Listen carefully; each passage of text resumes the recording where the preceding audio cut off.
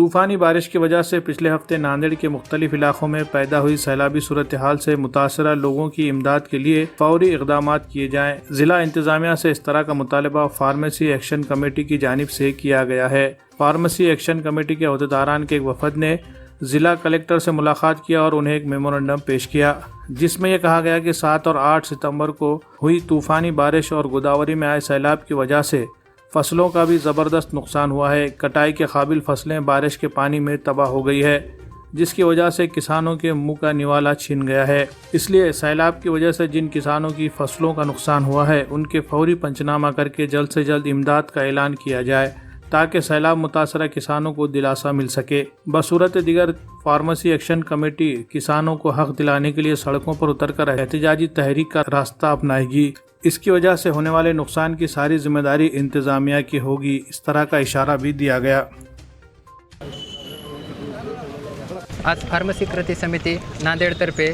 जे नांदेड जिल्ह्यातील जे अतिवृष्टीग्रस्त भाग आहेत, ज्यामध्ये नांदेड जिल्ह्यातील संपूर्ण म्हणजे ज्या तालुक्यामध्ये अतिवृष्टी झालेली आहे अशा भागातील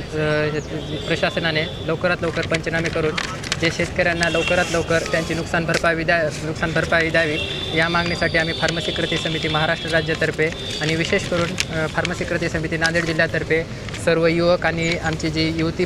पदाधिकाऱ्यांची जी टीम आहे त्या दोन्ही टीमने आम्ही जिल्हाधिकारी साहेबांना निवेदन दिलेलं आहे आणि जिल्हाधिकारी साहेबांनी आम्हाला आश्वासन दिलेलं आहे की लवकरात लवकर या नांदेड जिल्ह्यातील सर्व घटनेचे पंचनामे करून लवकरात लवकर शेतकऱ्यांना नुकसान भरपाई मिळेल। फार्मेसी कृति समिति महाराष्ट्र राज्य की जानिब से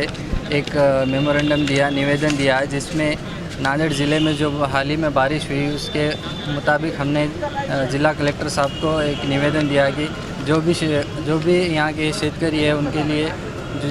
जितना भी उनका नुकसान हुआ है उस नुकसान की पूरे किसानों को मिलनी चाहिए। इसके बारे में हमने उनको आज निवेदन दिया और ज़िला कलेक्टर साहब ने ये हमको इत्तला दी कि वो जल्द से जल्द अपने निवेदन की दखल लेंगे। अगर नहीं लिए तो इंशाल्लाह, अगर इसकी दखल नहीं लिए तो इंशाल्लाह हम इन फ्यूचर